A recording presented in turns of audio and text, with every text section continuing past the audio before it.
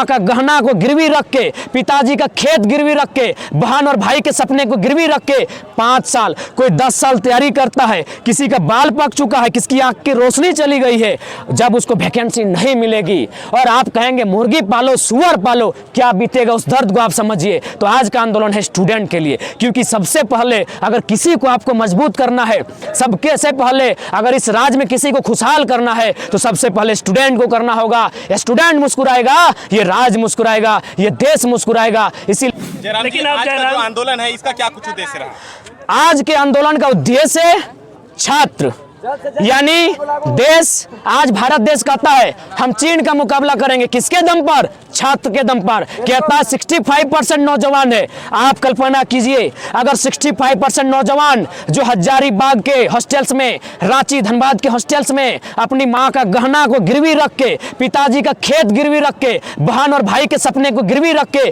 5 साल, कोई 10 साल तैयारी करता है, किसी का बाल पक चुका है, किसकी आंख की रोशनी चली गई है, जब उसको वैकेंसी नहीं मिलेगी और आप कहेंगे मुर्गी पालो, सुअर पालो, क्या बीतेगा उस दर्द को आप समझिए। तो आज का आंदोलन है स्टूडेंट के लिए, क्योंकि सबसे पहले अगर किसी को आपको मजबूत करना है, सबके से पहले अगर इस राज्य में किसी को खुशहाल करना है तो सबसे पहले स्टूडेंट को करना होगा। स्टूडेंट मुस्कुराएगा, ये राज्य मुस्कुराएगा, ये देश मुस्कुराएगा। इसीलिए आज हम लोग नियोजन जो पॉलिसी, हमारी नियोजन नीति, उसी को लेकर हजारीबाग आए थे। सवाल होगा हजारीबाग ही क्यों?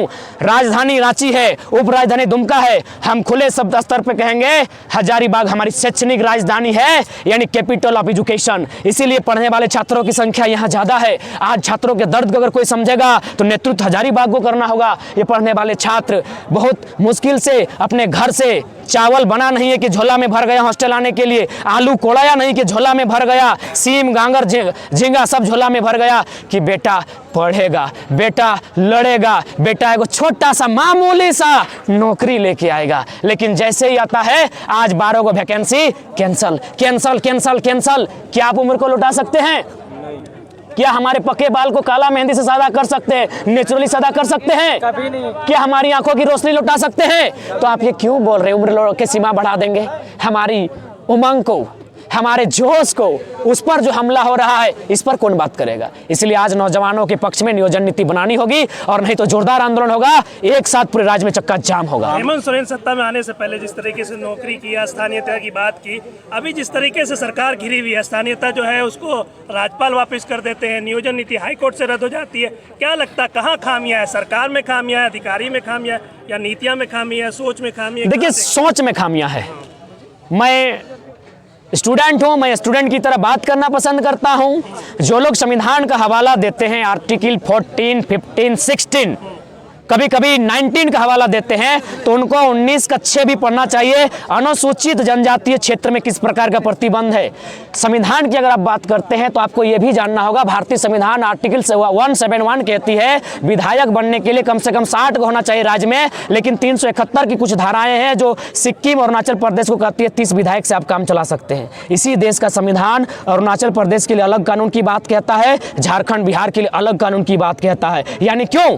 जैसा देश वैसा भेष, यानी जैसा राज्य वैसा नीति। तो फिर झारखंड के राज्य के लोग अगर अपने पिछड़ेपन का हवाला देते हुए अपनी आर्थिक उन्नति, अपने जो आज 22 सालों से जो हम लोग रसातल में हैं, अगर अपने पक्ष में नीति मांग रहे हैं तो कोई गलत नहीं है। दूसरी बात ये हम नहीं, इस देश के CJI chief justice of India AM Hidayatullah, उन्होंने तर्क दिया था कि राज्य अगर चाहे तो आर्टिकल 309 का हवाला लेते हुए, आर्टिकल 16(4) का हवाला लेते हुए अपने राज्यवासियों के लिए नियोजन में विशेष प्रावधान कर सकती है और यह उसका अधिकार है, राज्य शक्ति के अंतर्गत आता है। हेमंत सोरेन जो ये भूखा बोल रहे हैं कि हमको भूखा समझा हम लोग आदिवासियों को, ये भूखा किसको बोल रहे हैं वो? देखिए पहला बात मुझे लगता है माननीय हेमंत सोरेन सेंटीमेंट का खेल खेल रहे हैं।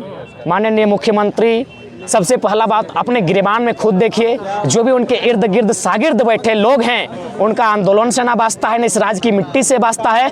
चलिए उतनी थोड़ी है, विनोद बाबू को तो भुला ही दिए, कम से कम गुरुजी को याद कीजिए और पूछिए गुरुजी जिंदा है। जो लोग उनके इर्द गिर्द शागिर्द बन के बैठे हैं, किसने आंदोलन किया है? माननीय सुप्रियो भट्टाचार्य हों या माननीय पिंटू श्रीवास्तव जी हों, क्या उनका एक रक्त बहा है? आप अगर ये कहते हैं झारखंडी झारखंडी, तो सबसे पहले आप स्टैंड क्लियर कीजिए। आप जहां शक्ति का संचालन होता है, जहां से नीति नियम बनते हैं और आप अपने लोगों को रख सकते हैं विधायक के बाद, वहां कितने झारखंडी हैं?